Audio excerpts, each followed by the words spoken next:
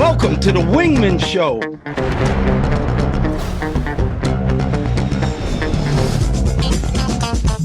Welcome to the Wingmen Show. My name is Drew Brown, and my wingman, my man, the number one guy I know, Dr. Paul Thompson. What's up, brother?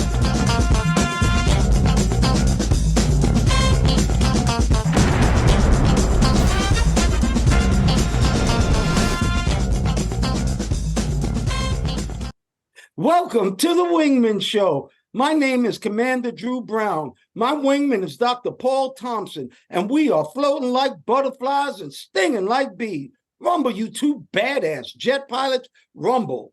Welcome to the Wingmen Show. Like I said, my wingman, my main man, you always need somebody to watch your back. What's up, Dr. Paul? Well, Mr. Drew, it's good to see you. Feeling very, very good today. Woke up, stimulated, and listened to some very stimulating music from back in the day that helps a lot. That's good. Music always helps. Well, guess what? I'm going to put a picture up of this guy, Douglas Lumsden. All right? So I'm putting the picture up, and this is his motivation that we're going to use this week. He says, for what it's worth, I was 43 when I got my PhD. I was 51 when I started my dream job. I was 54 when I married the love of my life. I was 55 when I ran my first marathon. I was 67 when I published my first book. I turned 70 next year, and I can't wait. Dr. Paul, we love stuff like that, don't we? Yeah, that's good. It sounds like he's had an interesting life, and he's progressing forward at each step, not letting age stop him or make him reflect in a negative way. He's looking for the next adventure, next thing to do, maybe the next contribution to make. Yeah, it's like almost, it's never too old to start. And he's proven that. Well, this week was a very kind of rough week for me because somebody passed away that was close to me, but really close to my dad, Richard Roundtree. Shut your mouth. He's a bad mother. Shaft. Richard Roundtree and Shaft. And the reason he was so close with my dad is my dad started a movie with him called Shaft. And I taught Daddy his lines because Daddy couldn't really read well. So him and I worked these lines, and I know the line now. It says, that's some cold shit, throwing my man Leroy out the window. Just picked him up and threw him out the goddamn window. That's what my dad's lines was. And we worked on it, and it finally came to fruition. But Shaft, Richard Roundtree was the first Black James Bond. You know, he didn't lose. He wasn't the first one shot in the movie. John Shaft. I loved when that movie came out, and my dad was really good in it, and he got a lot of fame for that. He really did. He got a lot of recognition and did some more movies. Matter of fact, he did Shaft's Big Score. And yeah. Paul, no kidding. It is the first time I ever saw my daddy run was on the screen in Shaft's Big Score. Oh, really? Yeah. I remember both movies. They were, especially the first one was groundbreaking. Did you know that, when it opened in New York, this is when you had like a movie theater, and a movie might show like at one or two places in a million people. They had all kinds of police presence to keep people from breaking into the theater and sneaking in, and it didn't work. They overcame them, and it was just that popular. Yeah, I liked it. Sorry to see his passing. That movie was kind of directed by a very famous photographer, filmmaker, really, named Gordon Parks. Very famous Gordon Parks, a good friend of mine. His father was very close to him, he was a professional photographer. And and I remember seeing a lot of Gordon Parks stuff in his basement, growing up. And it's funny how the worlds our worlds are more interconnected than we realize. Oh, yeah, that's a trip. When you told me that about Gordon Parks, yeah. My dad was very close with Gordon Parks, and he was a photographer, a Black photographer who did do the movie. Isaac Hayes did the music. It was a badass movie. Shut your mouth. All right, Dr. Paul, you heard the Public Enemy? Yes. We shut him down. We shut him down. I love that song. Well, it's not cool to shut down engines in an airplane if you're the jump seater. This pilot, I guess everybody's heard it by now, but he tried to shut down the engines while he was a jump seater. Now, Dr. Paul and I flew our whole careers as commercial pilots, and we were allowed to jump seat all the time. And some of the smaller planes, the jump seat sits right in between the pilot and the co-pilot. And I mean, it looks like the three of you, and you could touch damn near every switch plus the throttles if you're sitting in that seat. And I always looked at those two switches. Well, there's two on the bottom that actually shut the fuel down.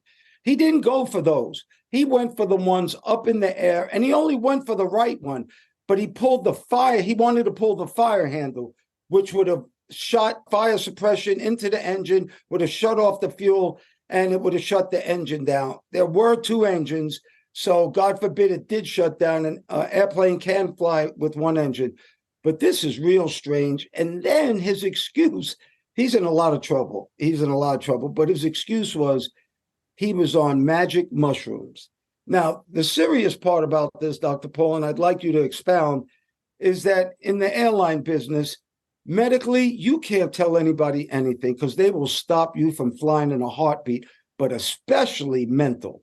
Especially. So it's not cool to say you're depressed if you're an airline pilot, because they will shut you down right then and there. And it's hard to prove you're not depressed. So a lot of people hold these mental illnesses in and don't tell anybody about it. And Dr. Paul and I went through something very similar in our old company. Somebody we actually knew did something very heinous with an airplane, and he was a jump seater. But this is just an amazing thing. This was a Horizon Air pilot. Dr. Paul, expound on this, please. Yeah, this was a terrible incident, and for me, it did bring back some very bad memories from things of several decades ago with us. But in any case, I really don't know what to say. The question is, if he was, if he shut them down, could you get the engines restarted? And that's a question I'm not quite sure. Generally, in the older airplanes, if you pull down the fire handle, fire the bottle, like you said, the extinguisher goes, everything's done. A lot of times, if you pull the fire handle down, you mechanically move a shutoff valve, and it can't be reset except on the ground. That's it. In this airplane, I'm not sure. I'd have to look at the books. I know nothing of it. This Embraer 145 or whatever it was. I think those switches may be electric and not mechanical, so maybe they might have been able to get it back. I'm not sure, but let's just assume you couldn't get it back. This is a bad thing. The assumption is that the person riding in the jump seat is typically qualified to be there. They're aviators. They know how serious everything is. It's like a doctor in the operating room. Someone's coming to watch. You don't expect a doctor to pick up a scalpel and start cutting on somebody. You don't expect that. You're an observer here, or you're an instructor. You're not going to do anything crazy. But people go nuts every once in a while, and this is a crazy thing. This mushroom, I'm not into drugs and psychedelic stuff, but I those things can have a lot of adverse effects.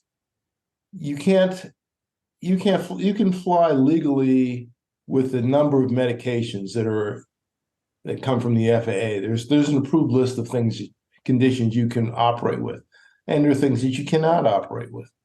And kind of being mentally depressed or clinically depressed is one of them. He was taking these mushrooms, and I think they emit some kind of agent called psilocybins or something that give you this. It's LSD, Dr. Paul. I think that's something on a psychedelic trip. But the thing is, he's doing this stuff. He puts everybody at risk. Could have killed everybody. It'd be interesting to see how they got him out of the cockpit. I don't know if they had hit him or opened it, or he left himself. It'd be interesting to see how that went down. But when you have your medicals, pilots have medicals typically every 6 months. You have to part of the medical examiner's evaluation is your psychological condition. They do it through talking or whatever. Well, I joked, some time ago in an earlier show. Well, I've flown with people who are a little bit off because they're going through a divorce or something's happening at home. So nobody's perfect all the time. But part of your medical evaluation is a psychological evaluation. and most people pass that, he may not see the light of day ever again. Well, he'll probably go in a mental institution. But do you remember we did a show and you actually said guys with mental problems sometimes are the best pilots? Yeah, I don't know if they're the best, but sometimes they're surprisingly good. I mean, they're scary good. Like he's a psycho here, but when it comes to it's like somebody who's a severe stutterer, and I've actually worked with people like that. They were severe stutterers, but on the radio, they key the mic, and they could be doing like an FM radio broadcast. Yes, put the mic down, and they start stuttering again. James Earl Jones, the actor, is a stutterer. Realize it. Do you remember Aaron Hall, the singer? New Jack City, Aaron Hall. Anyway, I was in the studio with Aaron Hall, and he stuttered so bad. But as soon as he started to sing, no stuttering at all. So that was kind of strange. Also, Dr. Paul, first of all, psilocybin and LSD, they're all the same. They're all psychedelic drugs. And what he said was that he thought that he was in a dream and he wanted to shut the airplane down so he could come out of the dream. That was his excuse. And he said something about the pilots seemed like they were not paying attention. Yeah, he told the pilot, Dr. Paul, he told him, I'm not good. I'm not good. I don't see why they didn't throw him out of the cockpit right then and there. And, when they did throw him out of the cockpit, he walked straight to the back and told the flight attendant, can you please put handcuffs on me? There's going to be trouble. Yeah, because he also tried to open the emergency exit when he went to the back there.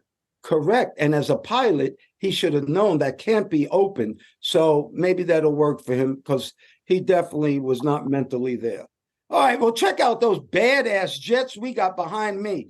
I believe that's the Italian acrobatic team, but behind Dr. Paul is his jet, an A7 Corsair. And my man, Dr. Paul, flew the hell out of that badass jet. Talk to me about your jet. Yeah, that's the cleanest one I ever saw. That was a picture taken at the Naval Air Museum in Pensacola, Florida, some time ago. It's actually the cleanest airplane I'd ever seen. It's almost like someone just kind of put it together right there. Maybe they did. But that's the Naval Aviation Museum in Pensacola is actually a beautiful thing.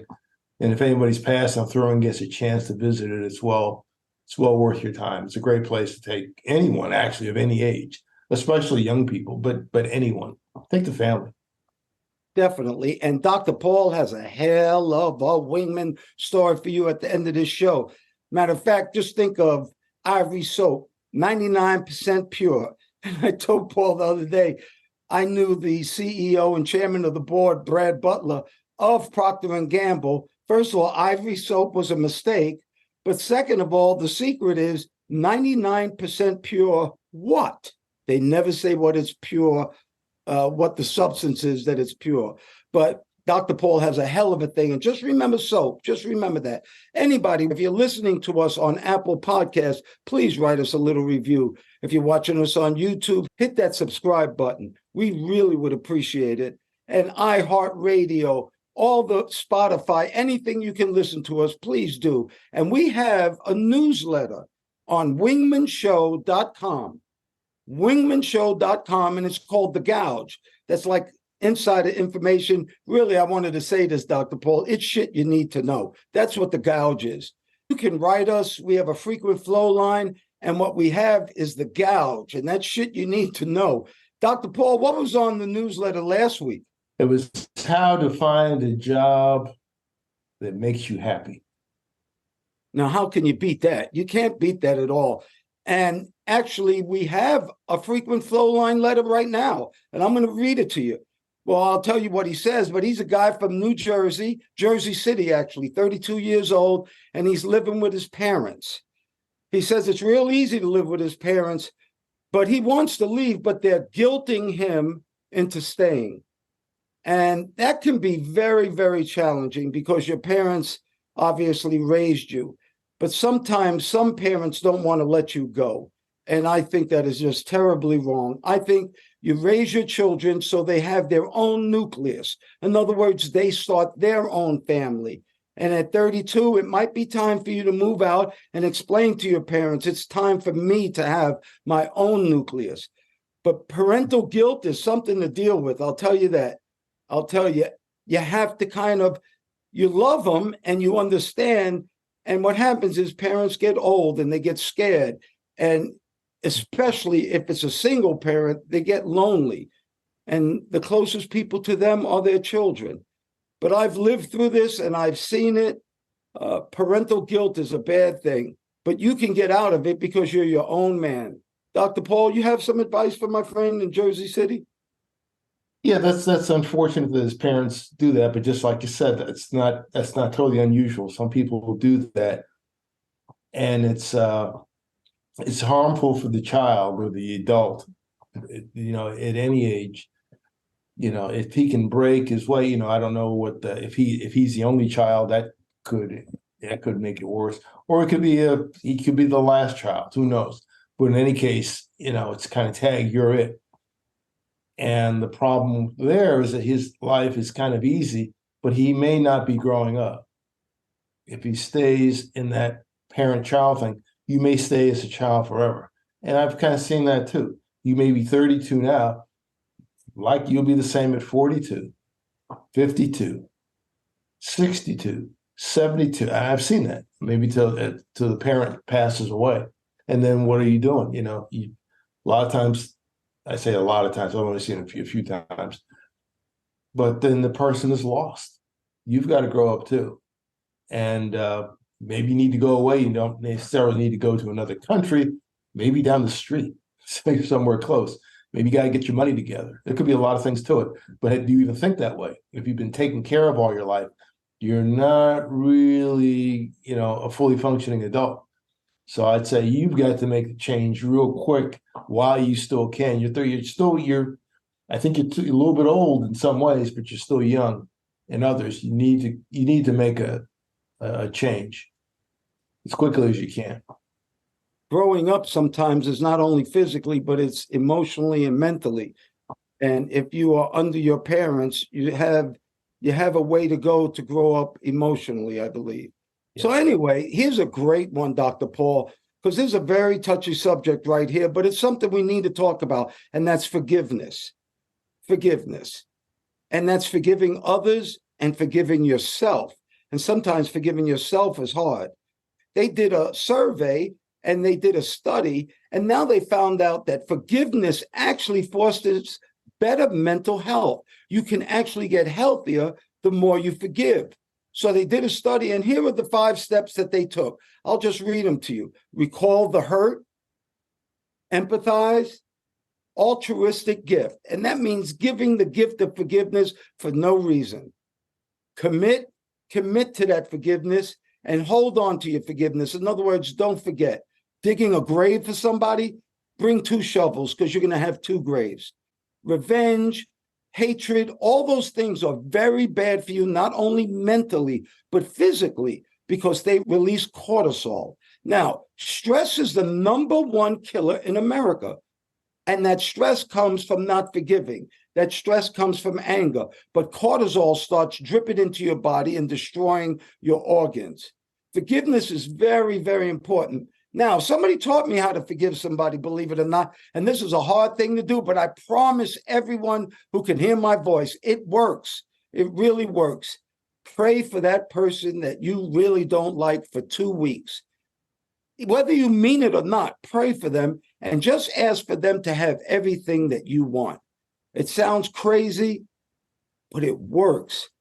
Even if you don't mean it, every day, pray for them to have something that you want, and that would be great. And I'm telling you, don't ever forget, your best friend is yourself. Give yourself the soft pillow. Forgive yourself. First of all, if it's in the past, there's nothing you can do about it. Nothing to change what actually happened. There are things you can do to get better, though, and there are things you can do to learn from it. Dr. Paul, what about forgiveness? Well, it's good. Pray for the person. I'll have to remember that. I've never heard that before. That's unique. Yeah, sometimes you need to let some things go and not just get caught up in your feelings all your life. If someone says something hurtful, it's like maybe hurtful, it might have been true, maybe some stuff you need to work on. Some things I didn't like hearing, I needed to hear. I need to make a mid-course correction or a total correction. And in the end, it works out. So that's why the importance of being able to take criticism is important.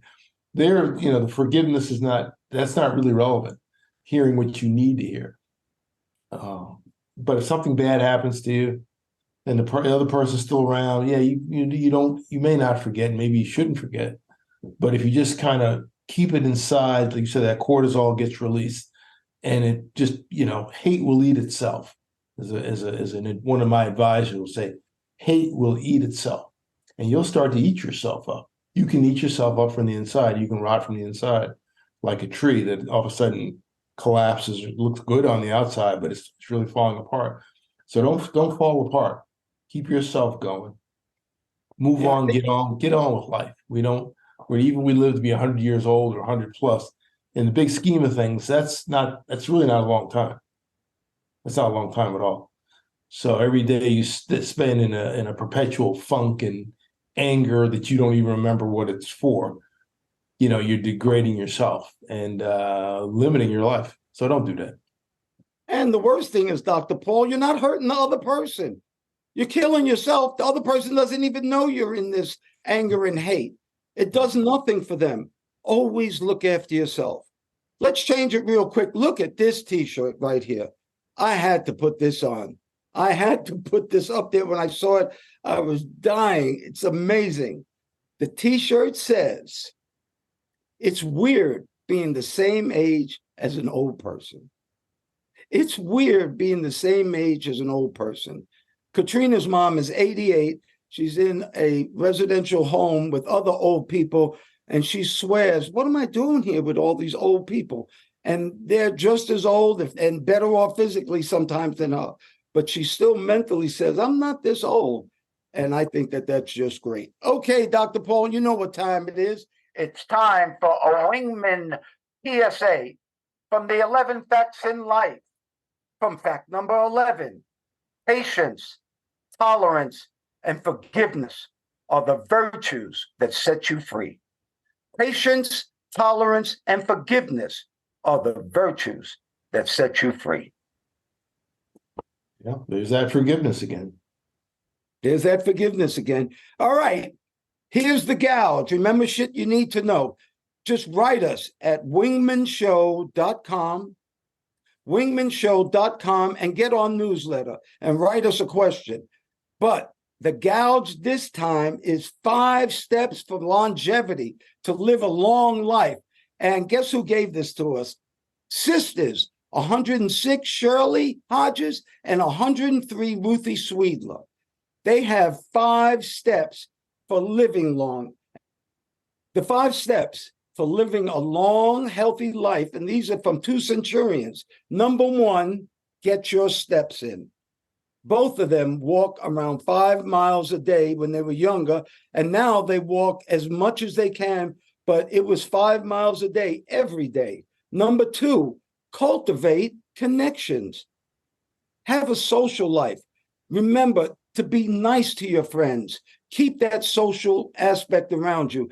And Dr. Paul, remember we did this study on something else, and a Japanese centurion wrote some things down. The first 2 were exactly the same. It was cultivating your connections and your social life, and it was also exercise.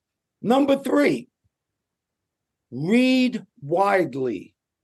Read widely. They say that if you learn how to read, learn how to read books that you love, you'll never be lonely. And this is something that tripped me out. One of the sisters said that she's drawn to Black authors, which is so amazing because they expose her to different experiences and a different point of view. How amazingly cool is that? Number 4, obviously eating. Eat moderately. What you put into your body is so important. You got to stay away from sugar. You got to stay away from processed foods, and you got to drink water. And number 5, focus on the positive. And Dr. Paul, I do that all the time. I make negatives into positives. Why, is the glass half empty or half full? Well, Druism is, it depends how thirsty you are. What do you think about those 5 steps, Dr. P? Very good. I just realized something. You said centurions. I think that's someone getting 100 traps or a Roman soldier. I think it's I think it's centenarians if we can use that. I think it's Oh, a centurion. I'm a triple centurion. I have 300 traps on the Nimitz. Is that it? okay. Yeah, okay. Yeah, you're a centurion if you got 100 traps, per 100 traps. Yeah, you'd be a triple centurion. Yeah, I think that's centenarian. But yeah, Thank you, Dr. Paul, for the correction. That's why yeah, I should have caught that before. I was thinking about it. I said, centurion could be. And I was like, no, I don't think so. But that's good. That's good. Yeah. Again, it's like some of the things we've said before. If you want to get old, in some ways you got to take it easy. In other ways, you need to be active at the same time, but to a point. Not eat a lot of crap, not doing things to excess. I think that's excellent advice, Dr. Paul. And remember, it's in the facts in life. The goal is a long, healthy, and happy life. Please, everybody, remember that. That's the goal. Long, healthy, and happy. All right, I just got to complain about something because I'm a Mickey Mantle fan. I've been a Mickey Mantle fan since I've been a child. I actually took my mom to Yankee Stadium on Mother's Day to see Mantle hit his 500th home run. So I was so excited to see that they're auctioning off his childhood home for $7 a share. No doubt I was going to spend $7 and buy a share of his house. But you see, this is how people rip people off. When I went to go do it, the minimum number of shares is 10, and then they go to 20, 30, and 100. So the minimum investment is $70. So why did you put 7? I don't like to get ripped off. Remember we talked about that, Dr. Paul? Yeah, yeah. I mean, it's a ripoff. You're enticed with a low number, but to participate, you've got to pay a higher number. It's like nobody likes getting ripped off. You ever notice that you get a box of something consumable, or it could be a liquid, and the container is not quite full. Container has a certain size, but what's in it is less. Sometimes you can see it. Sometimes it's like half, but it feels good in the hand. It fits the hand well. They study this stuff, and you open it up, it's half empty. I got some vitamins, restocked them. It's getting low. I got another thing, and I combined. The other thing was like halfway there. I combined them together. It just brought the whole thing up to 3/4. It was twice.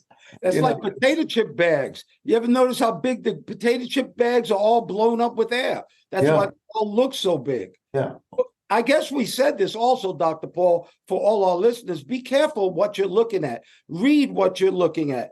I remember when we flew to Brazil, I used to go to the malls and I used to see these beautiful things like $200 jackets for $25. I couldn't believe it. It said $25. Well, if you look close, it also said times 8 payments. So it was 200. All right, Dr. Paul, the name of the show is The Wingmen Show. And boy, do you have a wingman for us today. Dr. Paul, take it away. Here's a wingman here again, a very young wingman. What I'm trying to think of what I was doing when I was in the 9th grade. I was doing okay in school, but most of my concentration afterwards was working on my jump shot. Well, here we've got a wingman who's a young man. His name is Heman Beckel, or Heman Bekele. Heman Bekele, out of Annandale, Virginia. He goes to W.T. Woodson High School there. And Heman Bekele is a scientist. He's an outstanding scientist. In fact, he won a competition as the Young Scientist Challenge winner put on by 3M Corporation. You know what he did? He developed a treatment for skin cancer. Well, maybe he doesn't have a good shot. He's got a treatment for skin cancer. And the way this 3M challenge goes, his mother said he was always interested in science from an early age. They typically challenge those who want to enter with finding a problem in their neighborhood or that they know of that they want to address. And he chose skin cancer because he was looking at statistics, and he said in skin cancer in the United States, it's about 99% curable, treatable and curable. But in Africa, it's down to 20%, with many cases with less resources where it happens. And yes, Black people can get skin cancer. I don't think it happens much, but it can happen. Given enough exposure, any skin can become damaged. But in any case, he developed this soap that can be applied. It activates something called cherolytic agents that help protect the dendritic cells on your skin. Most of the treatments in the U.S. cost, they spend about $8 billion a year, and the average treatment is like 41 grand. Well, his soap, a bar of his soap, he can get for about 50 cents. And it lasts for about a month or more per bar. And you basically have to wash yourself like you wash your hands. You wash the affected part of your body. He won a prize of $25,000. He was the top one. There were others. There were like about 10 others, but he was the number one. He is 14 years old, originally from Ethiopia. Came to the U.S. at the age of 4. His mother is a special ed teacher, and I forget what his father does. I think he's an administrator or something. But this young man basically maybe didn't have a cure for cancer, but he's got a treatment for cancer. Not bad. And he's helping, who knows how many people. He calls the soap, I guess he'll make it commercially available. It's called MTS soap, melanoma treating soap. Goes for 50 cents a bar. It'll probably sell for a little more than 50 cents. But basically, it's affordable. That's an incredible story, Dr. Paul. We started off this show with Richard Roundtree passing away, and he passed away from cancer. He also had a double mastectomy. Yes. He died from cancer. And now we're ending the show with this wonderful 9th grader who's helping cure cancer. And so, see, anybody in the 9th grade, you can fool around and say that you can't make it because of this or because of that, or you can go ahead and bust your ass in school and come up with something like my man Heeman did. This is wonderful. Thank you, Dr. Paul, so much for that Wingman story. We really appreciate it. Dr. Paul, anything that you and our listeners think is beautiful, anything that you and our listeners, anything you think is important, and Dr. Paul, anything that makes you guys happy, may you have that today and forever. I pray for peace. I pray for peace too. And we appreciate all those who listen, like, and share our message. Please become a subscriber. Check out the newsletter. If you're looking at YouTube, give us a like. It helps a lot. You can just do it right now. Just click it. And click the notification bell. That way you'll get an alert every time we come up with a new episode. Thank you. Thank you once again, Dr. Paul Thompson, my friend. Thank you for your love, your time, and that's something that we won't ever get back. I want to thank all the listeners, too. Thank you so much for doing the show, Dr. Paul. We're jamming. Well, thank you, Mr. Drew, for inviting me on. Always good to talk to you. And ladies and gentlemen, please remember to like, share, and subscribe to this podcast or any of the podcasts. If you're looking at YouTube, they say smash the like button. Don't smash it. Just press it gently and use as a link to all your friends. You can also look at us on our website, wingmenshow.com, WINGMEN show, SHOW.com, altogether, wingmenshow.com. And we hope to see you in the future. Thanks again, Mr. Drew. Oh, you're welcome. And we're still floating like butterflies and stinging like bees. Rumble, you badass jet pilots, rumble. May there be peace on earth, and goodwill towards all men and women.